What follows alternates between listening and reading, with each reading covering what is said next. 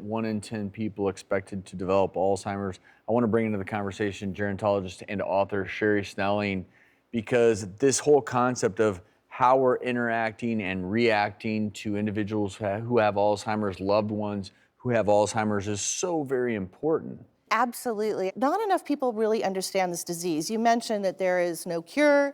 We certainly know that there are no effective long-term treatments. So how do we cope when we have a loved one who's diagnosed? We know the diagnosis is for the whole family. So when I talk about Alzheimer's with folks, I say, you know, there's 3 E's. The first E is emotion. It's going to be a real emotional journey.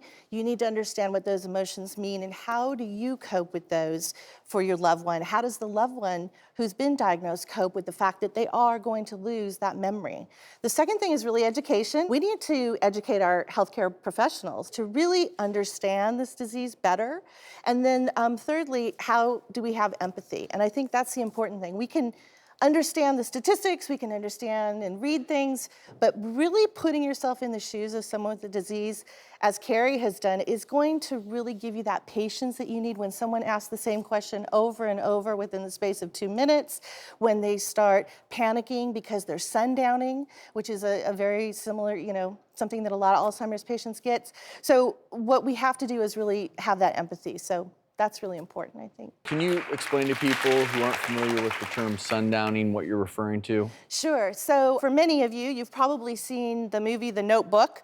And so if you remember that scene where Gina Rowlands at the end of the movie is, they're having this nice, quiet, romantic dinner, and then all of a sudden it's sundown, actual dusk, and she starts to get very agitated. She starts to lash out physically. She starts to cry and starts to scream. That is very typical of sundowning. And so about 70% of Alzheimer's patients sundown, and it happens at dusk. So I think one thing, though, there's an aspect of normal age-related memory loss. Changes. In changes. How do you know when it is something serious, like Alzheimer's, versus just normal age-related change? Sure. So a couple of things that they need to understand is that the brain is atrophying. So the cells within the brain are actually dying. And so what does that mean? So if you think of your brain as a computer, and we all know that computers have RAM to hold memory and also processing speed. So as we age, what we find is we're adding all these files into our brain, all these memories, all these things that we're learning are getting into our brain as a file. But as we age, normal aging is, okay, you've got, you know, millions and millions of files up there. You have to sift through them in order to find the right file. So something normal would be, I misplaced my keys. What's not normal with Alzheimer's is you've put your keys in the freezer. And so it's because that file is missing. And all of a sudden, it's not just memory loss, it's the fact that someone we've been married to for 40 years, we don't recognize anymore. We look in the mirror and we see an older person and we say, who is that person? And then the language, the communication stops, because I can say something like, I feel really hippo today. And you're all gonna look at me and say, what did she just say? And you start to get that as the patient, you start to withdraw. You start to then socially isolate yourself because you know something's wrong, so.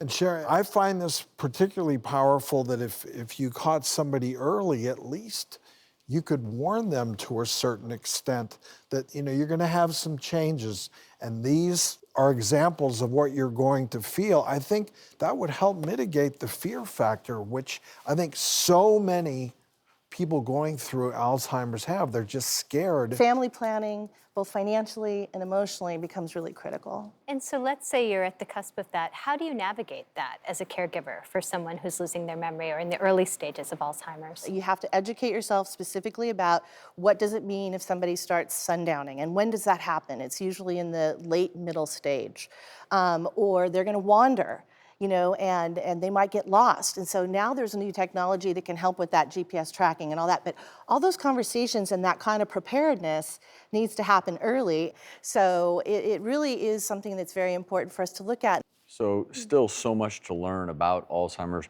but I want to commend you, Carrie, for your stewardship of this type of thing so we can all empathize, understand more, and just keep up the great work.